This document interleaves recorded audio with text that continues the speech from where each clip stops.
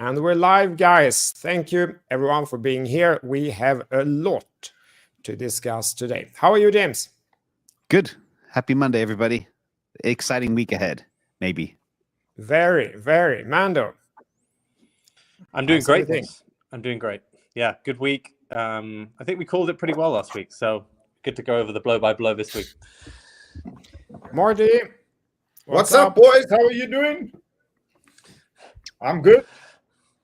Fantastic, fantastic. And we have a lot to cover. We will, of course, cover the BTC price action. Do we have a breakout or not? The BTC ETF is breaking new records. What's driving the inflow? We have dramatic developments in the US election market predictions. And what does it mean for the markets? What are the scenarios? How to play this? The stocks are absolutely crushing it. What does it mean for our markets? And of course, the stocks as such. What is happening with liquidity from here? What's happening with Bitcoin dominance? We will talk about Solana ETPs getting staking. We have some interesting pattern developments in the SOL charts. We will talk about meme coins. A lot of you have requested that. And I'm very excited to hear and learn more from Mando because these assets have performed really well. We will talk about, sorry, I duplicated that here. We will talk about Charles Hoskinson's statement this week that got a lot of attention. What does it mean? We will, of course, go into the stocks and we will talk about a few very interesting statements. I think the Italy finance minister are trying to kind of control Bitcoin because this phenomenon is spreading. The ECB white paper, Bitcoin paper that they published, also very interesting. They basically turned the have fun being poor into a actual paper, and we will explore that and see what it means. But let's start with the price action. I'll start a little bit because it's my chance here. So I feel that we don't really have breakout yet from this diagonal pattern that we've been in for some time, but it is very close now, both to the diagonal breakout and to the main horizontal line. This is just a few percent from here. Even after today's little bit retracement, we're talking about 6% away from a full horizontal breakout. And to end this half-long pattern, that's basically almost where we are right now. So it's a very interesting point in the market. And I think a lot of people have waited patiently. And it feels like it's just here now, just around the corner. I'm very excited here, guys. What's your thoughts about the Bitcoin market? Who wants to start here? I mean, I can start. Yeah. You know, I'm a big Wyckoff guy. This is exactly 68,800 is a very key level. It's the midpoint of the supply zone. And, you know, you could see on Sunday we ran up and hit 68,800 and it was an extremely strong resistance. So we're exactly where we're supposed to be as far as I'm concerned. I think we'll consolidate around the supply zone now. We just flushed the 50x positions to 66,800.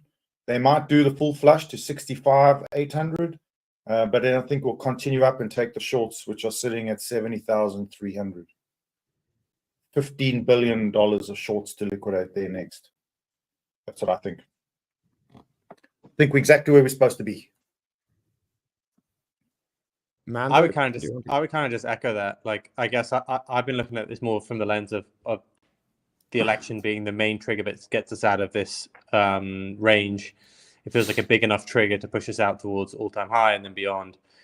And I just think that Bitcoin's going to be consolidating around all-time high just before that. I've been saying that for 2 months now. You know, this was the period to get long. You should have been getting long in September. September was the time to load up. Now, I still think you should be getting long, but obviously, you know, part of the trade from those mid-50s level has gone. I don't think we're going to break out all-time highs before the election. So I think you've got a period here of probably a little bit of consolidation for the next 15 days, and I think that could happen close to 71k in my opinion. Like we could touch that. I said we'd touch 70k in the next 2 weeks. We touched it yesterday. I think we'll probably touch in and around all-time highs just before the election, and then probably retrace because we haven't got enough momentum to get us out of there, and then only I think on around the election we'll get out of it.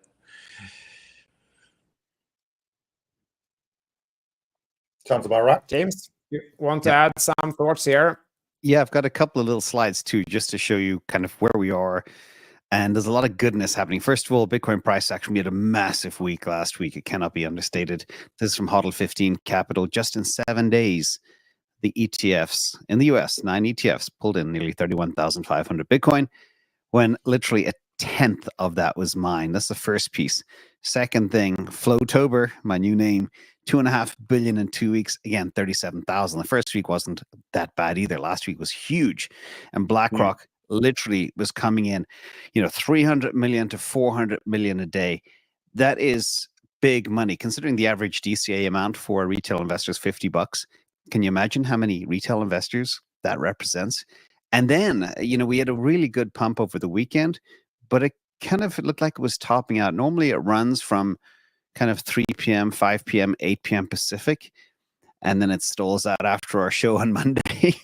Literally, but it stalled out early last night, so it's time to exit some positions. But this is kind of key. VanEck or Hyperbulls, and they came out with a quick tweet. This from Vivek for real. Bitcoin to hit $350,000, which is extremely bullish. This type of headline on traditional media gets some attention with the traditional normies out there. And then a final piece, just as to where we are. This is a cool Bitcoin spiral clock, just to give you an idea of seasonality. We are between, if you imagine a traditional clock, and some new generation people don't even know what a traditional clock looks like because everything is so digital. But if you imagine 1:30 p.m. or a.m., doesn't matter, being the green line here, and 4:30 p.m. being the purple line, all of the action historically happens now. We just hit exactly 1:30 p.m. So things are going to kick off for the next 3 hours, ladies and gentlemen. And 3 hours represents, what's that? A quarter of a year, or a quarter of a 4-year period, which is 1 year. Sorry, I'm getting my clock confused. So that's kind of where we see Bitcoin right now. Anybody have anything to add to those? Yeah, I track the. I think sorry. I'd take this first, then you comment, Marty. So I actually wasn't realizing this, but I think this was very significant. The ETFs have crossed 20 billion in total net flows for the first time. And it took the gold ETF 5 years to reach the same number. Total assets is now 65 billion, also high watermark. So I think everyone who laughed at Bitcoin and so on in the traditional financial world, it's very difficult to laugh when seeing these kind of things. I actually wasn't aware of it. And as you said, James, we can see that there has been a lot of inflows the past week here. And it's really the IBIT, the BlackRock ETF, that has taken this lion's share. It's very impressive numbers here, actually. And I love it. Sorry, Marty, please go ahead. I do a pretty much daily or weekly slide on Bitcoin reserves on centralized exchanges, as well as the top 13 Bitcoin holders. And I did it yesterday and was shocked to see BlackRock bought 18,375 Bitcoin last week, and Fidelity bought 19,875. I mean, that's staggering numbers. That's almost 3% up on BlackRock and 2% up on Fidelity. And then correlating that with Bitcoin reserves, Binance, 15,600 Bitcoin has moved off Binance last week. So you can see a lot of it came from Binance. So this trend, as well as Bitfinex, 8,000 Bitcoin left Bitfinex. So we've got, record low reserves on centralized exchanges with record inflows and purchasing by the ETFs, which to me is yet another confirmation of a bottom. BlackRock and Fidelity wouldn't be loading up that heavy if they thought we were coming down much further. So that's just another confirmation to me. Any other insights on what's driving these inflows? Because this is huge. Trump. I mean, people might be front running the Trump win. This is clear as day to me. Like, this has been so correlated to his odds increasing in these odds. And obviously these odds, we can talk about the validity of them, but people are placing bets or placing their trades into the election. And I think Bitcoin has emerged as one of the most obvious things that would outperform if Trump were to get elected. And there's not that many things that you can bank on like that. So I think it's become very much another way to play his election odds. And look, right there, 62%. Like people are thinking, right, if he wins, what do I want to own? And stocks are already at all-time highs, right? So yeah, you could FOMO into the Magnificent Seven, but Bitcoin looks like something that could outperform on a risk-adjusted basis. So I think a lot of people are looking at something like that. I think we've already spoken about what other good trades would be. I do think Tesla also stands out as an obvious thing to own into the election on that sort of a trade. But I personally think this has been whether you're political or not, this has been a correlation to those odds increasing. And it's been huge changes the past 2 weeks during the time we talked about, and just today, 2.6% change. 2.6 percentage points, I think it is. So there is one 62.3%. It's a huge. There is one massive whale on Polymarket who's been driving up these odds almost by themselves. That being said, like you're seeing these odds not just on Polymarket now, you're seeing them for the range of different political prediction markets. So I think it's becoming a little more consensus that these odds are being more legitimate now. Right, I saw something about that as well. Do you have any feeling for how much of these odds are driven by that? One guy has put on a 25 million position, or has been trying to, and that's why originally Polymarket was skewed higher than the others. But then you've seen Predicted, Cash Key, I think is the other main one in the US, and also like the traditional bookmakers that you have for online betting in the UK and the US are all driving up higher as well. So originally it was one big trader on Polymarket, but now all the other prediction markets have kind of gone in line. I still think Polymarket is slightly higher than all the rest of them, but again, it doesn't really matter. Even if you don't want Trump to get in, you have to realize that this is affecting markets. Like people are now looking at those odds and thinking, right, what should I own? What can I own as a short-term trade here? And I just think Bitcoin is screaming out as one of those obvious options. Right. Yeah, I wasn't actually aware that there's this big difference between the different markets. Was this the one you mentioned? So I don't know that is the main. Nate Silver is the main like political scenario analysis person. He has I just randomly closer. Googled something. If someone in the comments know which one it is, you can post it, because this one actually shows a different result. Here's 226 Harris, 219 Trump. But I don't know what website I'm on, or if this is I don't know this website. legit or not. The Nate Silver model has it much closer. Much closer. Yeah, for example, North Carolina is in the bag. After they were hit with a hurricane and there was no federal response for 8 days, the people in a place called North Carolina after the hurricane are very upset. And they're going to vote with the level of damage that's been done to their property. And the other one as well, Pennsylvania has been a massive shift there. And as I've always said, it's all about Pennsylvania. It's the only state that matters. Whoever wins Pennsylvania, actually, if one guy wins Pennsylvania, it's game over. It's that simple. And that's why Elon Musk is stomping there every single day. Another candidate is serving McDonald's in Pennsylvania, which is kind of funny. So anyway, it's all crazy. But the reason it matters for our markets is one side is very anti-crypto. The other side is pro-crypto. One side as well will help things like cut interest rates faster, which will help markets, and be much more pro-innovation.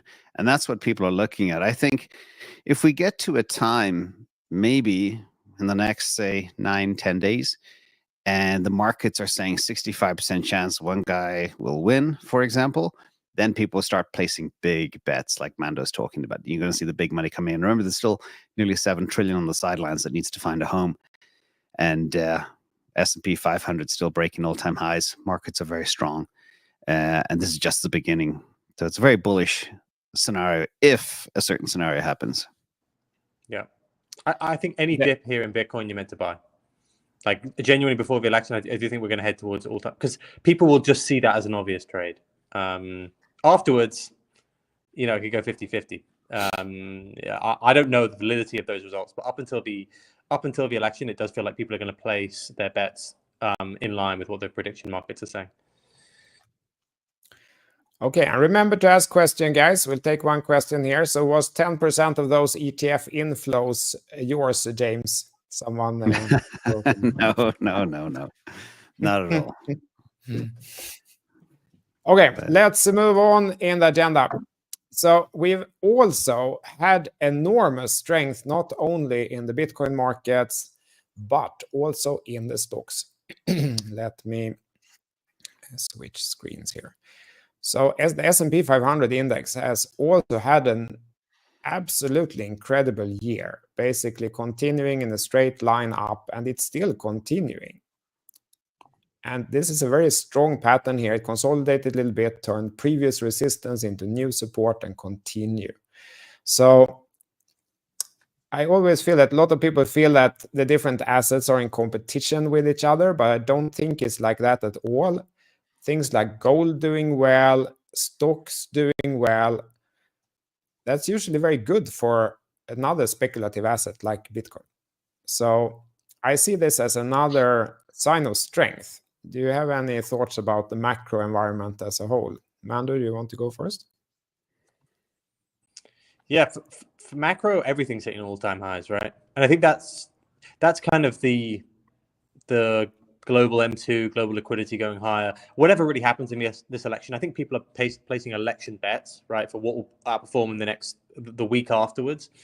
But Bitcoin's going to go higher, and crypto will go higher just because of what's going on in global liquidity right now. Like we're turning back up in money printing going all around the world, particularly out of China, as we've said so many times on the show.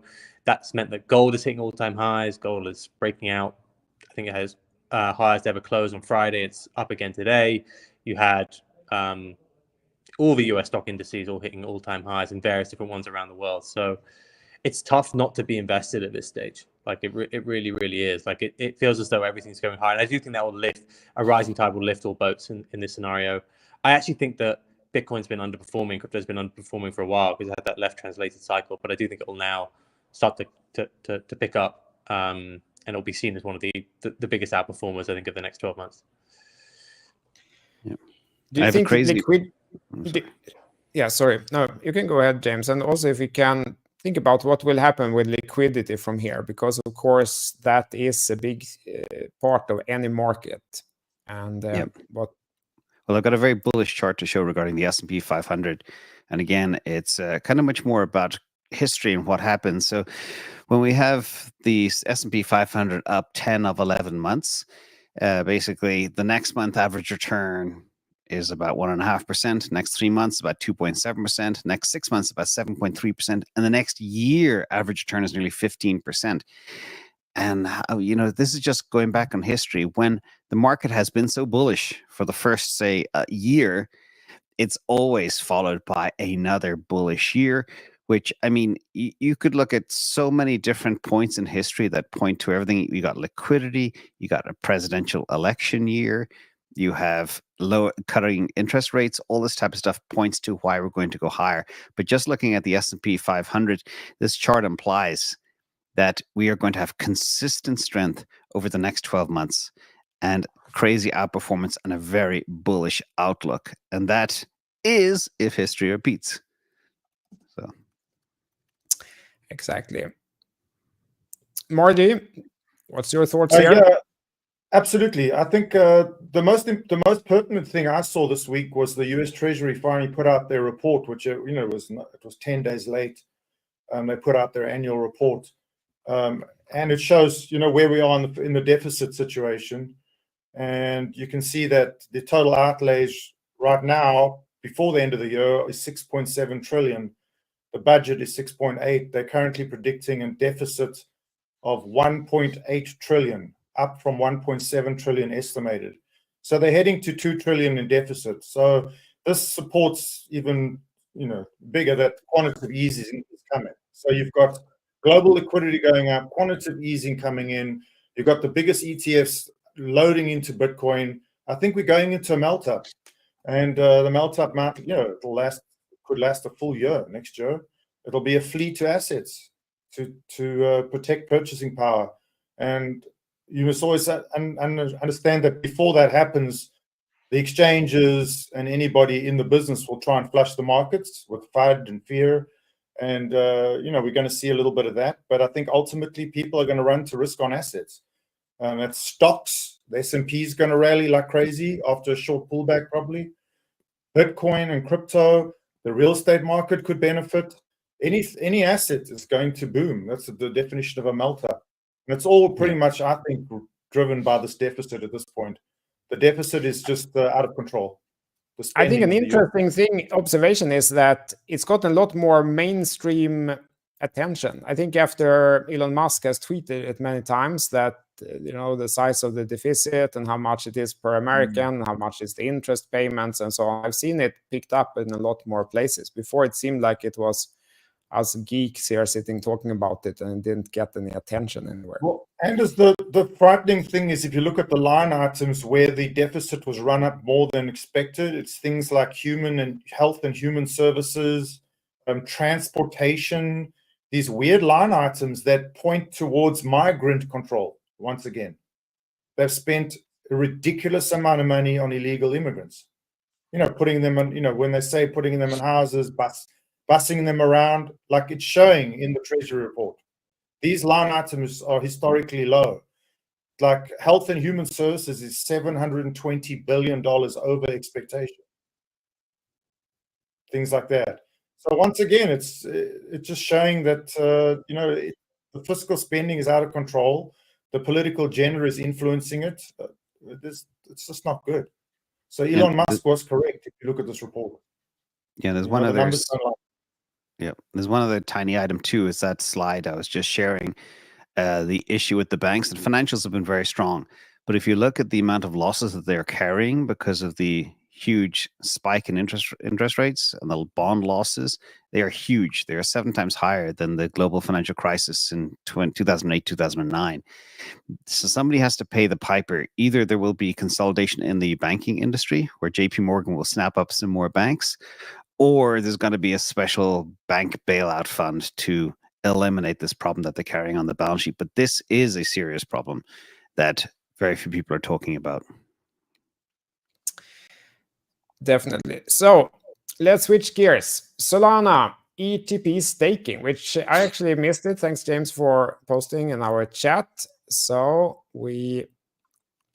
it's actually correct. First, I wasn't sure if this was a rumor, but it's definitely correct. This gentleman here is head of digital assets research on VanEck, and they enable staking for their Solana ETP. This is the EU product. And there is a paper actually on the VanEck website. And they take some fees, but basically you do get staking on your ETP. It's like ETF almost. Yep. And that's pretty big. I wasn't actually sure, but apparently they have actually staking on the Ethereum ETP as well. I think that has probably just gotten drowned in the abysmal performance of Ethereum since then. But this basically means that holding one of these ETPs is now a yield-bearing asset. And I think that a lot of the criticism to Bitcoin and crypto in general is really that it has, it's not, there's no yield. You just hold it, but you don't get any interest or any dividend or anything. You just hold it. But here you actually do. And I've always said as well, like for the US ETH ETFs, for them not to have staking rewards is the kiss of death to the product. Who the hell would move a big bag there for it to be stagnant and not generate compounding returns? It is just absolutely idiotic.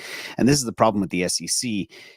They are corrupt and clueless, and that needs to change. Another, hopefully, thing that'll change sometime early next year as well. But what VanEck are doing in Europe is correct, and it's logical. There's no way of pulling in funds into an ETH ETF without staking in the US, in my humble opinion. The only people that do it are people that don't understand what they're leaving on the table. Thoughts? Yeah, there we go. Bitcoin just touched 66,800, like I called, and the SPY is having quite a pullback. And I'm just doing some live commentary. No, absolutely, I agree with you. Let's bring it up. Let's bring it up. Let's bring it up here. So, and the thing is, guys, when sitting in it, it always feels so dramatic. But this is where we are. This is where we are. And the movement today, you can actually no longer see here on the chart. What we need to do is that we need to exit this consolidation pattern. We did exit it on the lower side. We made a higher low. Now we need to make a higher high, which we haven't done yet. So this diagonal line, which everyone is able to identify, so it kind of becomes a little bit self-fulfilling, I think. And that means that's why we have some resistance here. And then we need the breakout from the horizontal level as well, which is here. And if we get that, we're in price discovery. So that's where we are. Take it step by step, guys. Exactly. So, yeah, I had one more thing to show here on the chart regarding the Solana thing. And that is that we actually confirmed an inverse head and shoulders in the SOL to USD chart. Now, a lot of you are interested in technical analysis, so that's a noteworthy event.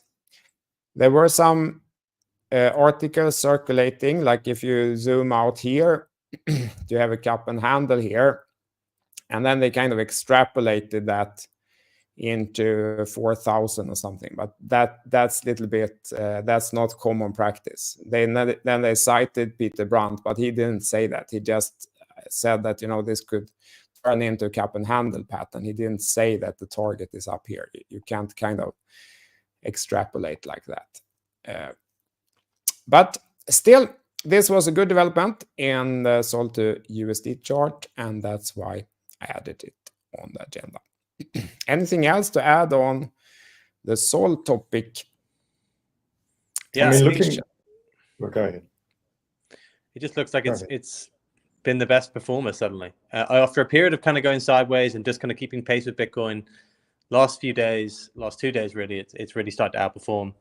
I think what you've really seen there is just massive volume return to Solana in DeFi. So DeFi, I think came out yesterday that DeFi and Sol is now beating all of ETH plus its L2s combined.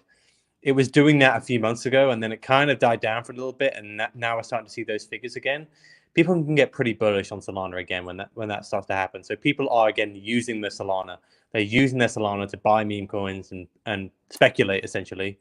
And I think you're having this return to this could be a bit of a breakout. I'm definitely paying attention to it a lot now. I'm thinking about moving back a decent amount of my Bitcoin into Solana towards before the election.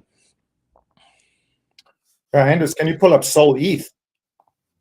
Yes, absolutely. Sol ETH is just about a breakout. I think that's what's going on. It passed the 0.61. Yeah, I think that's what's going on. See? Oh, yeah, absolutely. That's very interesting, actually. I didn't notice that. Yeah, and extrapolating out, the next target is 0.8 on the top side, which will put Solana back at 192. I believe that's pretty much where we're going. Oh, very interesting, actually. Yeah, definitely. The ETH performance continues to be only sad. It's not even funny, it's just sad. And there's two other pieces of news too. Solana weekly DEX dominance hit a new all-time high. You know, the whole black hole, everybody's going to Solana to do decentralized exchange type stuff. And in addition, 51 or 52% of all cryptocurrency users are on one chain from over 30,000 cryptos. Think about that, ladies and gentlemen. One chain is supporting over half of all crypto users today. Madness. Absolutely. Yeah, the numbers are staggering. Staggering. Let's switch gears and talk about meme coins, because a fact is that they have performed very well over the past period. And I'm not so, I'm not so knowledgeable actually about which cat and which hat is which, I must confess, and I feel I need to get better at it. And I mean, people like this guy Murad, who kind of tried to make it into something more scientific, has gotten a lot of attention. And but if looking through the 7-day result here, looking at meme coins, of course, some are up 20, but quite many are down 20, and some up one plus 150, plus 30, but many are also down quite a lot, down 30 and so on. And it is a difficult market to navigate. That is just a fact, because there's a large number of coins who never go anywhere. And then there's a small number that goes up 10,000x and so on. And there's not really any tech to analyze, right? They don't try to build any tech. It's more about building momentum in the community and so on. But I don't think it's going away. I feel that for many reasons, probably the meme coin concept will continue. It's kind of the safest from a regulatory perspective. They don't claim to do anything. They don't claim anything. It's just something that you trade. It's kind of isolating it in a way. And yeah, a lot of people coming into crypto, they're not interested in buying Bitcoin or Ethereum or Solana or something. They want to buy the next meme coin. So Mando, how do you approach this subject? What's your process or thought method when it comes to approaching meme coins? Yeah, I mean, there's thousands I think there's about 150,000 new meme coins created every week, just to put it into some sort of perspective here. So if you're going to try and sift through them all, you've got to be looking at stuff like every single second. There's been a huge explosion in that due to the various different meme coin launch pads, Pump.fun being the main one on Solana. But like you said, I think they are here to stay, and I think they are one of the first things that somebody new to crypto will look to buy. Like, you might tell them to buy Bitcoin and ETH and Solana, but your investment time horizon might be over many months, many years. Many people are just here to make a 10x over the next week. They're here to gamble. And I also think that the tokenization of internet culture is something that crypto will always have a use case for. It just always will. If you talk about crypto being useful for payments, being useful as a store of value like gold, potentially some of the other utility-based stuff, but the idea that you can tokenize internet culture, and we had that with NFTs last cycle, and meme coins have come back huge this cycle, I think that's going to be absolutely massive. What you mentioned before, that Murad guy, he's come up as a bit of a hero in the meme coin streets. He kind of selected about 10 different meme coins a couple of months ago, well, a few months back, and was kind of ridiculed at the start of having crazy price targets, but there's a lot of momentum has been built behind that movement of the ones that he mentioned, and he had a very, very well-watched speech at Token 2049 about 2 months ago, and since then all of the meme coins on that list have done many, many multiples higher. Over the last week, 10 days, let's say, a lot of those have had a bit of a retrace, but my honest opinion is meme coins, if you're just looking for something to speculate on, like as a non-perps, non-just sol Bitcoin ETH sort of trade, or non-SUI, let's say, I do think that those Murad meme coins have made it slightly easier. He's picked about 10 of them.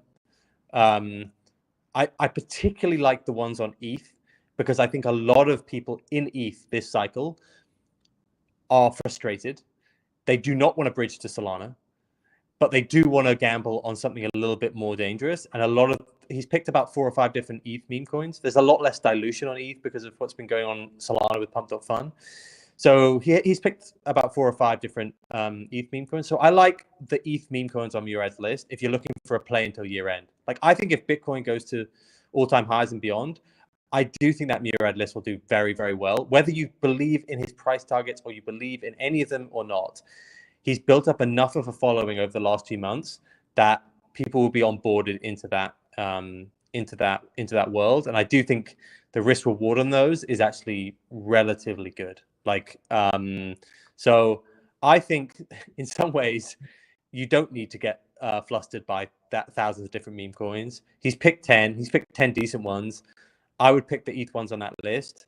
And if you wanted to have a little bit of a gamble, I think those are not bad ones. That being said, you have to appreciate that they can move 30, 40% a day. Like, this isn't something where you can sit back and go like, oh, it's dropped 30%. I made such a terrible decision. The baked in volatility for these are absolutely insane. Yeah. Anyone want to add something, or should we move on? We have a few topics left that I think are I can talk about meme coins. I can't. Please go ahead. Can I talk? Absolutely. Yeah, I mean, I watch memes extremely. Murad's trying to come on my space. We talk a lot. Look, I think we've been conversations all week that I've been in regarding memes, and I see memes as e-SPACs. I don't think people understand really that these are special purpose acquisition companies ultimately. They're large amounts of money, a community behind them, governance through a token, which at some point can invest in whatever they want. So when you look at something like a Whiff or Dog with Hat, that's just a brand. You know, one day there could be Dog with Hat ketchup. They could buy the Seattle Seahawks. These are the SPACs. If you know what a SPAC is, it's a shell company, a publicly traded shell company. That's what they are. They're just electronic versions of it. And you can see how successful they are. So, I mean, every day there's, you know, attempts to create the next SPACs. If you look at the top 10 list, Dogecoin is obviously at the top. And I don't know if you guys know, it's up 20.7% in a week. So Dogecoin is having a ridiculous rally. It's at 14 cents. Now, this might have to do with the Elon Musk thing. Obviously, the Department of whatever his position as Doge has something to do with the government if he gets in. But Dogecoin is very unique because Doge is its own chain. It's the only meme coin that is actually its own blockchain, right? It's a fork of Bitcoin. So I've always been saying I think the proof of work forks of Bitcoin will be next up for ETFs. That's Litecoin, Bitcoin Cash, and Dogecoin. So I think there's a lot of speculation that Dogecoin is on its way to an ETF in the US. And that's why you see a 20% boost. But when you go from there, I mean, also understand Dogecoin does $2 billion of volume a day. 2 billion. It's a highly traded coin. The next down is Shiba. Shiba is half the market cap. From Doge 20 goes down to 10. Shiba, that's on Ethereum. That does only 384 million. So substantially less. Then Pepe, another Ethereum. So you've got Doge, its own chain. Then Shiba and Pepe, two Ethereum meme coins, which have, you know, it's quite interesting. It goes from 20 billion market cap on Doge. Half of that is Shiba at 10. Half of that is Pepe at 5. Then the next one is the first Solana meme coin, which is Whiff. And that's at 2.5. So it's an interesting ratio. You go 20, 10, 5, 2.5. Those are your top four. Then Bonk is number 5. But I think if you look at it like this as SPACs, these are just, you know, potentially growing SPACs. They're communities that one day will be able to invest a lot of money and will be regulated as such. My theory on meme coins. I think there's a lot more to them than just fun and games. I think so. For a quick history lesson, if someone is new here, so Dogecoin was the coin that was kind of cool to pump and dump. So it kind of had this bizarre chart. This is already 2014, 2013, 14, 15, 16, 17, 18, 19, 20. And then it went into this huge uptrend in, when was it, 2021.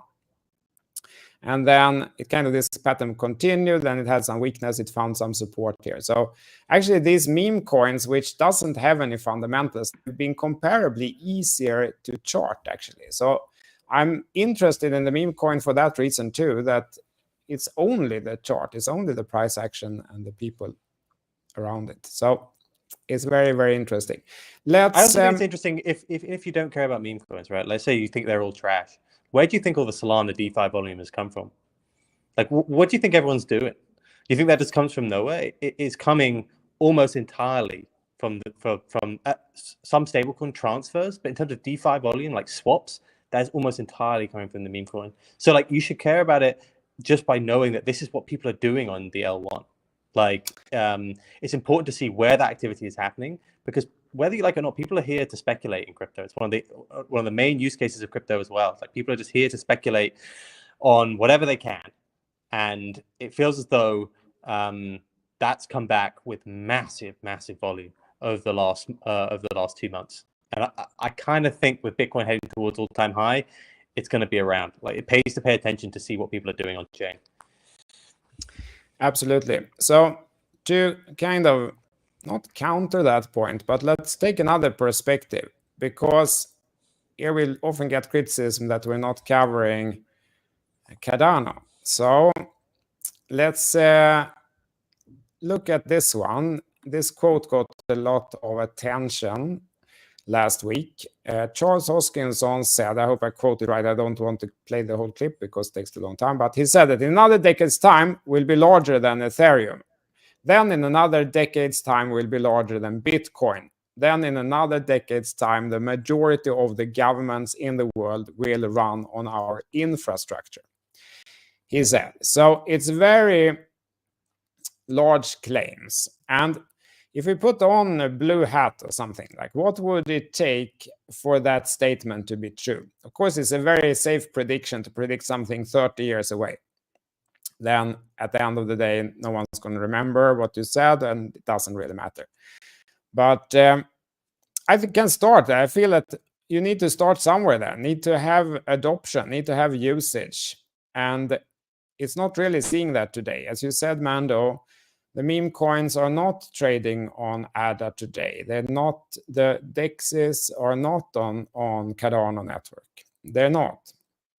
And I feel that, I mean, I have nothing against any blockchain. I love technology, I like innovation, I love disruption. The reason that I've been negative is two reasons. One is the chart. It has looked horrible.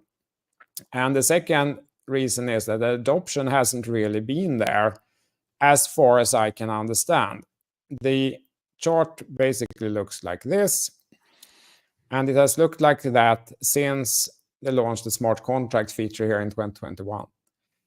Which was very, to me, very disappointing. So disappointing launch.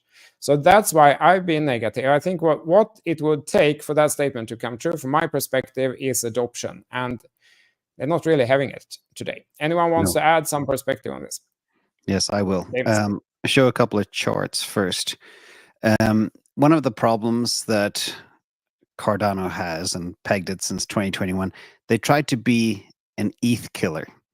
So when you make your target something that's already old and stodgy and dead, you're in deep trouble. This shows you that the fully diluted market cap over daily transactions, and everybody, all the Cardano bag holders, I don't mean offense, I've been saying the same thing since 2021. Hope is not a strategy, but this is fully diluted market cap over daily transactions. Okay, the cost per user on Cardano, the amount of market cap allocated to each user on Cardano is $500,000. It is by far the most expensive chain. Number two is Stacks, which I always thought was ridiculous. And Stacks used to be higher than Cardano. Now it's come down. Cardano still goes up. And the other key thing to look at here is daily active users were as high as 300,000 at one stage about 3 years ago. During the tail end of the last bull run, it had a bit of a pump. The usage keeps on going down. Now it's 25,000 users. And what's crazy is the fees for Cardano versus Solana. They're 116,000% more expensive, and they do $4,000 in fees every day, whereas Solana does nearly $3 million in fees, despite the fees on Solana being 117,000 times cheaper. So everybody just put that in perspective. And the other thing is, to call something out 10 to 20 years is absolutely ridiculous. It is all the earmarks of a sociopath, because we don't know if the world will exist in 10 years, and definitely technology will radically change, and all the cryptos we're talking about today may not even exist. So to make such a claim is just farcical, okay? They've shown their track record. It's very clear. The reason I say this is to try to save as many souls as I possibly can. We're about building paths to financial freedom and helping people, not believing this type of nonsense. So very strong words from me. I apologize. I know somebody will probably scrape this and put it on the internet about, oh, he's such a Cardano hater. I just look at data, everybody. Data tells me what to do. That's why we pick winning assets here on DCA Live. Somebody back me up here. I mean, I agree with you 100%, James. Those are terrific slides. Good work. I think the most important thing to me is why is USDC not on Cardano? There's a reason, and that reason is clear. Until they are, I'm not looking at Cardano again. That's all I have to say. If Cardano was legitimate, was sufficiently decentralized, was not centralized around Charles Hoskinson, which, remember, the reason Bitcoin really took off as a fair launch and became so successful is there isn't one human being behind it, a face that can get caught doing scandalous things or saying ridiculous things. And Charles Hoskinson seems to be going off the handle. He's saying horrifically controversial things. He seems to be losing it slightly. And that is an extreme risk in any asset. I mean, if Charles Hoskinson goes down, Cardano goes down. You can't disagree with that. Okay, and I would be a little bit worried, more worried than ever. He's starting to make too bolden and brash statements. This is not good. He's shilling as well. It's a security crime. You can't do that. And one of the most important things you hinted at, Marty, is so important, is when you make any investment, look at the leader, the CEO, and the leadership team. That tells you where this thing is going to go. Can they execute? What is their track record, etc.? That's so important. And people don't do that. Instead, they believe without doing their homework. And that is dangerous, everybody. Mando. Look, I don't count on anything for the long term. Like we just said, we don't know about stuff in the long term. And what I do think is that ADA prioritized decentralization and a very slow build out done on like a methodical way, alongside very a lot of papers, alongside top institutions, that sort of stuff. That being said, you've waited 9 months of chop, right? You've waited 9 months of chop in crypto. There's a really good quote, I think it's by Soros or Druckenmiller, which is, it's not about whether you're wrong or you're right. It's how much you make when you're right and how much you lose when you're wrong. You've got this prime probability right now that we are going to have a bit of a rally. Do not waste it. Like, you wait for months of chop, of things going sideways here in crypto, things bleeding out, and now we look like we're going to break out. I just don't think ADA's the asset's going to outperform. It may you can have a really bullish thesis on ADA for the next 40 years. I don't know. But right now, it feels like you have a really unique period for the next few months where we could have a very, very aggressive breakout, in my opinion. ADA is not the asset that people are looking to own. Own the assets that people are looking to own. This is the time to own them. Yeah, exactly. And Amanda, to chime into what you said, the winner takes most. Okay, the money flows to the fastest moving horse. It doesn't flow to something that's 95% from all-time highs. And that's just a fact of life. Now, the other important point that I've mentioned as well many times is when you look at the fact that we are more than halfway through a bull run, and these dead coins, and it's not alone, there's many of them, and when they are more than 60 to 80% away from all-time highs, that's a massive red flag, which means if history repeats, they will never recover. And you can go all the way back to EOS and others. It just doesn't happen. So again, that's just a fact of life. Winner takes most. There's one black hole in whatever technology space, in whatever vertical sector, in whatever industry. It's the way the universe operates. That's simple. And looking at things that have done well in the past, that continue to do well, NVIDIA is one prime example, continuing just to impress. MicroStrategy, as we noted last time, is having a breakout, another breakout after incredible performance. But as we talked about last week, you can go back and watch. James covered a little bit about the relative valuation increase of MicroStrategy compared to Bitcoin, which is very interesting and worth noting. But one thing worth noting on that as well in the MicroStrategy playbook. I was at an event called Bitcoin First on Friday, and I said very openly, I believe the treasury playbook will become much more important than the retail investor investing in Bitcoin. Companies all around the planet, including MetaPlanet, excuse the pun, they're all building Bitcoin treasuries right now. It's going to become an arms race. And remember, these companies have trillions sitting in cash on their balance sheet. And now with interest rates coming down, they're going to find a home for that, as well as the money market stuff on the sidelines. We are going to see a lot more MicroStrategies pop up in the very near future. Yeah, absolutely. I mean, as a reminder, MicroStrategy wasn't like a Bitcoin investing company. They were doing something else. So, I mean, there's so many companies that sit with a large treasuries and they don't know what to do with them. Traditionally, they kind of gave them out as dividend, or they used them to buy back own shares, which is the legal way to pump the stock, which is legal in the stock market. And but I think a lot of them are going to come to the conclusion that why don't we speculate a little bit with them on this Bitcoin instead, and hold it further.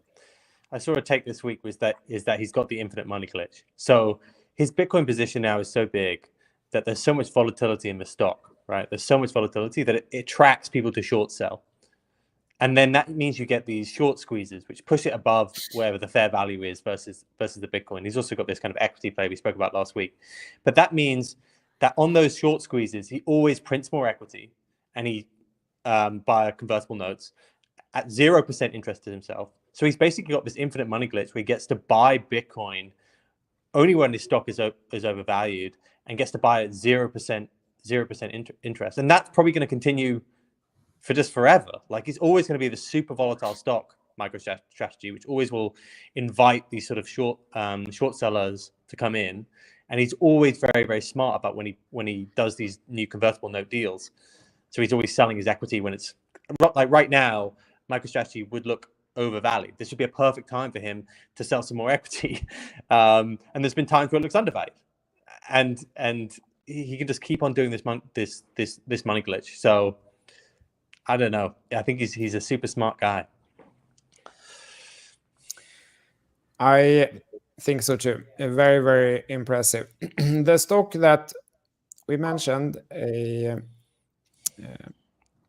little while ago that could benefit from the Elon Musk Trump win, if he wins, is Tesla. That's a notable stock that hasn't really rallied this period, where most other stocks have. Like I just showed, Nvidia and a lot of other stocks look like that.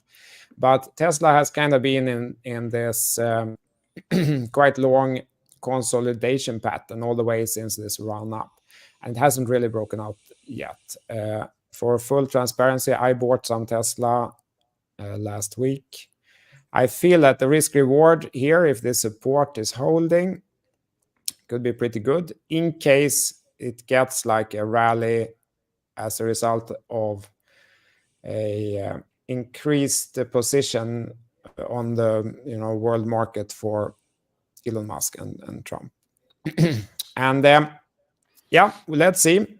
We don't know. Any thoughts on Tesla here, James? Yeah, it's a very interesting company indeed. I was actually at the We Robot event in Los Angeles, and it shows you a glimpse of the future. And I know many people really don't understand what it was all about when you look at it, but when you were there in person and you're talking to the developers and the engineers and how excited they are and what they do and the dexterity of the hands on the robot, the Cybercab, no wheels, no steering wheel, perfectly built for absolute scale. I mean, just watch this space over the next 1 to 2 years. It's going to be very fascinating. And that's kind of, people complain, why is the price not working? Well, this is again, the gift of 22, 23 months now. I've been able to stack at very undervalued levels. And of course, Elon's activities aren't doing him any favors, buying Twitter, promoting freedom of speech, etc., being very outspoken. It's made him unpopular with half of the world, and that's just the nature of the beast. But I have no problem with the price down here at these levels, because I know that they're going to turn on what I call the bottom line attribution spigots real soon. And I also drove for 8 hours straight on FSD through very, very dangerous mountain pass roads in a place called Yosemite in California. And a deer popped out in front of me. The car saved my life. So there you go. That's amazing, James. Yep. Tesla saved your life. I mean, it's also true that people don't realize they're nearly 10% rise in production from last year, this quarter. Like, they produce 500,000 vehicles. No one else is doing that. And also they got this new next generation production, right? For a $25,000 electric car. What's it called? Unboxed process or something. Well, These that's guys going are to be pushing manufacturing. Yeah. There's nothing they're not pushing ahead. Go ahead. Well, the autonomy in the AI is just mind-blowing, and Wall Street doesn't understand it, therefore they can't value it. So again, the next 2 years will be very exciting. And I'm hoping, like my dream scenario, everybody, would be for Tesla price to stay down at this level for the next 12 months and then rotate. That would be a perfect dream scenario. Yeah, I think it's a juicy call option, guys. I think Tesla right now is a very, very juicy call option with a 1-year expiration. Guys, I have two things that are so funny. I know we're running out of time, but I have to show this because two things really made me laugh this week. One was this news from Italy that they want to raise the capital gains tax on crypto to 42%. And the funny thing is, oops, sorry, I clicked it. The Italian cabinet made the decision because the phenomenon is spreading, as they say. So let's kill it while we can. That is so bullish. Other one, it is hilarious. The other one, guys. I know that you have seen it, but it is so funny. It was this ECB, European Central Bank report, the distributional consequences of Bitcoin. And I know it's been circulating, but in the conclusion, guys, they literally made this, this meme, have fun staying poor. They literally made it into this report. So they're saying here that this is the Bitcoin price rise is problematic because all the wealth effects enjoyed by the early adopters through the rising prices would be at the expense of the latecomers or non-holders who are impoverished. I hope I said impoverished, right. Yeah. Impoverished, yeah. Becoming poor. So here you have it, guys, from the European Central Bank themselves, that the problem with Bitcoin is that the early adopters are getting rich and everyone else is getting poor if it takes off, if the bubble diagnosed by critics does not burst. Yeah, I put together a quick slide on this one, and there's something that we're seeing happening, especially in Europe. They're coming down hard on things like freedom of speech, and it's obviously like Europe has become very socialist. It always was, but literally, this Bitcoin paper is like anybody who ever bought Home Depot early or Costco early or Microsoft early or Amazon or Google or Meta or Tesla or anything else. Again, they're talking about in code, this is a socialist, Marxist paper, give the gains to latecomers, which ties back into the Italian point you made of taxing them so we can redistribute the wealth. Everybody, the governments around the world all appear to be trying to silence freedom of speech and wanting to control everything and finally redistribute wealth. And if you're watching this channel, you're probably not interested in those things. So my 2 cents. I just find it interesting how freedom of speech and crypto have gone hand in hand. I think it's really terrific. We've been saying that for a while. Crypto is a truly technology expression of freedom of speech. And they've kind of been bundled together now, which is fantastic. And I think it's become politicized as well. It's all good. Exactly. Freedom of choice. The BTC marketing department doing a greater job. So yeah, we should really, otherwise just call the BTC headquarters and complain, guys. If they're not that's Larry Fink now, by the way. Yeah. Larry Fink is the marketing department. So I think Europe is just broke. That's what I think it is. I think every single government around the world is broke. What Marty said earlier, I don't think it's a political thing either. Like Trump had massive deficits too. Like there isn't a way for the current setup of capitalism to get away from huge deficits, in my opinion. And that's why you have money printing. Europe, it's kind of weird with Italy because they actually brought in a flat tax similar to Greece. They brought in a flat tax. I think it was 100 grand flat tax, similar to like we see in Switzerland. And then they've turned around and said, actually, hey, we're going to double the flat tax and we're going to tax your Bitcoin more. Interesting, I think Tether, a lot of the Tether management is based in Italy. Like Paolo, who runs Tether, he was pretty vocal against this. I think they were based up in near Como or that area. So I think maybe it's to do with them because they've been buying a lot of Bitcoin recently. But yeah, I think you really just see some governments will try and crack down on it because they think they can make money from it. I think it'll be a shakedown like you have with other vices. We need some money. We're completely broke. Let's tax Bitcoin. It's funny. I was hanging out with Brock, the founder of Tether, on Friday. So he had some very interesting things to say. So I mean, Tether's market cap and supply is absolutely astounding. If you look at how it's grown in the last few years, at 128 billion. It was 10 billion, I think, in 2020. It's unbelievable. It's number 8 holder of US Treasuries. It's an unbelievable company. With a few employees, they make more money than BlackRock. It's unbelievable. Guys, I have a couple of things to add just before. Did you guys see the Stripe acquisition of Bridge? Yes, huge for crypto. That's massive. Stablecoin narrative. It's an arms race for that 30 trillion a year in retail point of sale, guys. You're going to see this hot at PayPal, Stripe. They're all getting involved. I think that's massive news. The other news, obviously, is, Uganda found 13 trillion of gold. And, I've been having an ongoing argument with Peter Schiff about this. Will this affect the gold price? Is that recent? I thought that was like years ago. It's in 2022, but now they've started to mine it. So they're getting estimates of its worth. It's pretty much 70% of the market cap of gold. Yeah, it's 320 million tons versus 220 million tons, which is the total market cap of gold. So the market cap of gold, essentially, the price should drop in half. Why isn't it? Anyway, that's an interesting topic going on. The other thing is you saw the SEC approved NYSE and CBOE options trading of Bitcoin ETFs as well. So it's now NASDAQ Stock Exchange and the CBOE. So that's good to go. You're going to see Bitcoin ETFs options coming out. That's a massive market. I thought that was interesting as well. Oh, great points, Marty. And just to kind of dwell on that a little bit. So Stripe, guys, if you don't know, they process how much? I think they process 1% of global GDP or something like that. 2024. It's like over 1 trillion. Oh yeah, I'm too lazy to find now, but I think it's 1 trillion and about 1% of global GDP. So whenever you pay on something on the internet, it's probably Stripe.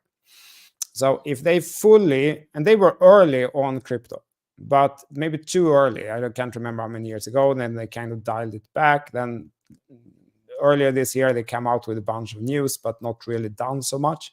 If Stripe fully integrates crypto, so you can pay with crypto at your checkout, the whole world, the whole internet is using crypto overnight.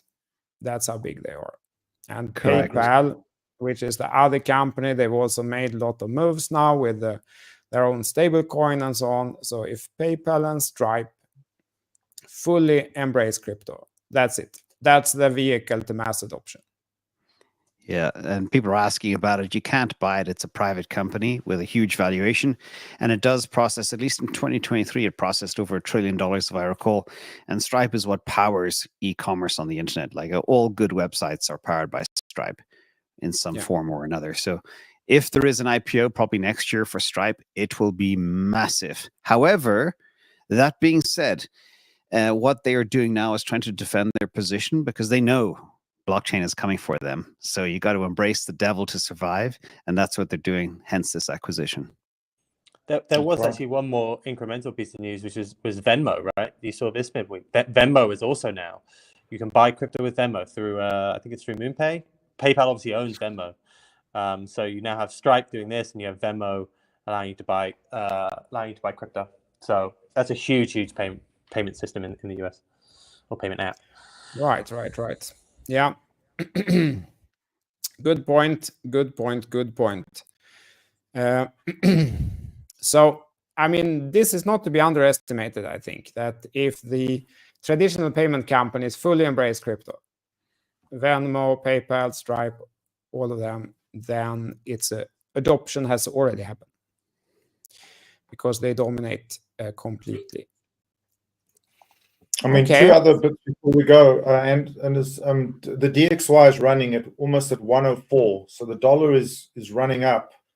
The yen is now at 150 on the way down. Remember, the carry trade unwind was at 160. I think that's something to watch out for right now. That's in real time if you look at those two charts. Yeah. That's the only thing concerning to me this week. Yeah. And the Is how will yield the haven't Japan fallen defend this back down. spread? It kind of held this this support that it reclaimed. So that's the only worry here a little bit. It would be probably better if this yield curve continued to drop, but it hasn't yet. So very good point, Marty. Agree 100%. Anything else? We're grossly over time. What have we forgotten? I think what Manda said at the beginning is very important, and it deserves to be stressed again if anybody turned up late, and that is we could still chop for the next 2 weeks into the election. So a lot of people are waiting to deploy unless they know it's a sure thing. So there's still time to get into some positions, I think. That's my closing thought. There you go. Chopping around all-time highs is what I think we're going to have for the next couple of weeks. Yeah, big resistance at 70K. Yeah, from this point, I'm going to wait for the breakout. I mean, generally, if you want to, if we kind of ignore the current situation, generally you don't buy at resistance, you buy at breakout, or you buy at support. So either you buy at the support level, or you buy after it has broken out. You don't buy like 2% under resistance or something like that as a principle if you want to study chart analysis or technical analysis in general. So for me now, I'm not going to do anything more here until I see if we break out. If and when, hopefully, we break out. That's my plan from here. And yeah. We were all very bullish last week. We seem more muted this week. Oh, I'm more bullish than ever, guys. Yeah. I'm never been more bullish on crypto. So yeah. Yep. Yeah, I think this is, you got to look out for the V-shaped flush. This could have been it today. This could be your low. But as I said, when BlackRock and Fidelity buy that amount of Bitcoin, you know, they know the bottom is in or close. So I think if you want to make your long-term positions at low leverage or make your last spot DCAs, this is your time. This week will be your time. And historically, October 19th was when we go into banana zone, or the beginnings of banana zone. We're now on the 21st. Obviously, with the election being 2 weeks away, it's going to throw a little bit of a spanner in that, maybe delay it.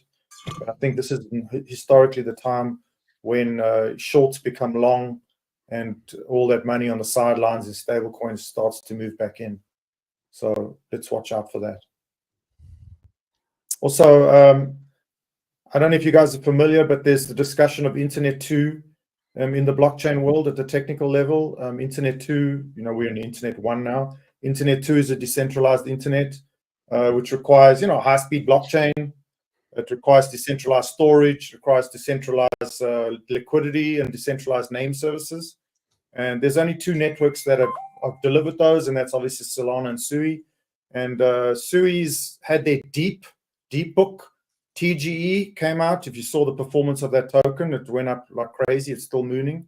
That's their decentralized liquidity, their decentralized order book. And then they have Walrus, which is their decentralized storage. I have a space right after this with Walrus if anybody wants to listen and learn about it. But those are the things you got to watch out for. Internet 2, Cloud version 2, and Sui and Solana leading the way. And no other networks can come close on that. So we're moving on the definition of the next internet. And it's very much decentralized. And so that's interesting stuff if you want to follow along. Deepbook and Walrus are the two Sui components. They're the equivalent of Arweave and OpenBook on Solana.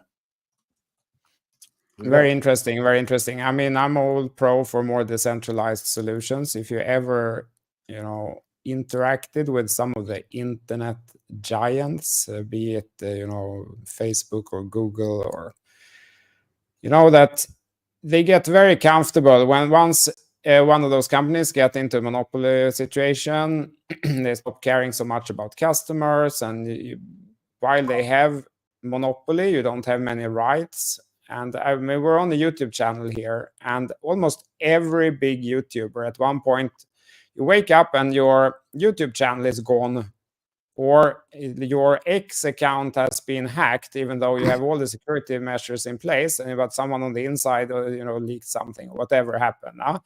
And then it's like only then you realize that there is no one to call. You don't have any rights. They can send you like a generic message saying, which probably hasn't even touched a human being. It's like an automated message. We've deleted your account. Please go away. Never come back. If you try to create another account, we will find out that it's you. We're going to ban that one also. Bye, never come back. And then you're like 8 years of your business is gone overnight because of some protocol error, some false positive through some scam check or something like that. And you realize you have no rights. So I think that decentralized systems are a really good idea when it comes to mission critical, life critical systems like that. So I think we're just in the beginning of this whole journey. It's still early. It always feels like all the inventions have already been done, but then something completely new comes up. I'm very excited for the future. I think this is just the beginning, just like Marty touched upon here. I agree 100%. The next 3 years, go ahead. Sorry. The next 3 years, there will be more transformation on this planet than mankind has ever seen in history. And that's a fact of life. I think so too. It's accelerating, if anything else. The speed of innovation is accelerating. So we're calling it any other final thought? Otherwise, we will wrap it up here. Otherwise, we will sit here all night. Yes, chatting away with coffee. Yeah, thank you. I'm great calling job, it a technology renaissance. It's a new renaissance. We're going into a renaissance. That's it. Enjoy. That's a very good statement. Agree 100%, Martin. It's a technology renaissance. Love it. It's Love actually it. called it's the fourth industrial revolution. That's exactly what we're going through right now. Exactly. Yeah, it is. Love it.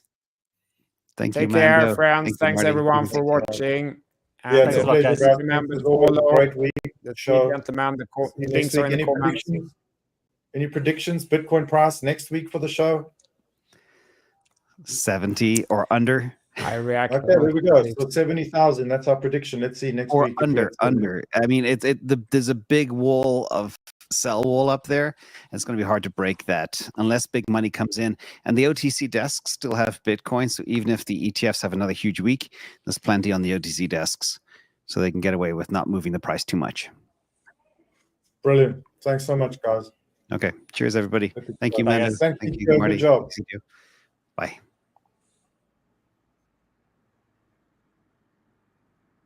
Have we stopped? I don't know. CTO stopped? Yeah. Mando, you were very quiet today. Thank you so much. See you next Monday. I don't know if we're on or not. Oh, Lordy. Oh, good Lord. Sorry about that. Is it ended? Hang on.